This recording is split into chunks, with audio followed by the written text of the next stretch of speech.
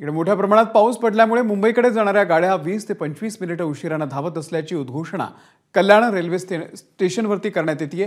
कल्याण railway स्टेशनवरती प्रवाशांची मोठी गर्दी झालेली आहे। सुरेश काटे आपले प्रतिनिधी कल्याणमधून आपल्या सोबत आहेत। सुरेश, सध्या मध्य रेल्वेवरची परिस्थिती काय आहे? कल्याण सारकामध्ये नेमकं काय दृश्य आहे?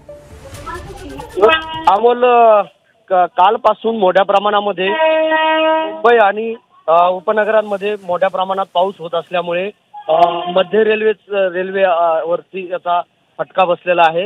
आज सकाळपासूनच अप आणि डाऊनच्या ज्या गाड्या आहेत त्या 20 ते 25 मिनिटं उशिराने धावत आहेत।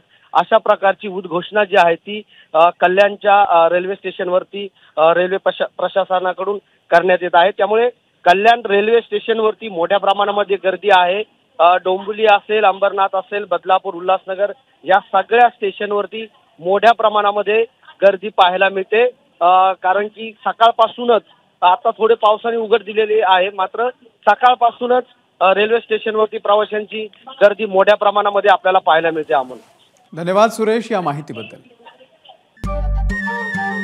नमस्कार। मन सुद्धा तुझं ही वेगळ्याच प्रकारची मालिका तुम्हा सगळ्यांना खूप आवडली होती। याचा दुसरा सीझन कधी येणार अशी विचारणा झाली। प्रतीक्षा संपली आहे मित्रांनो। येतोय मन सुद्धा तुझाचा दुसरा सीझन। होई मन सुद्धा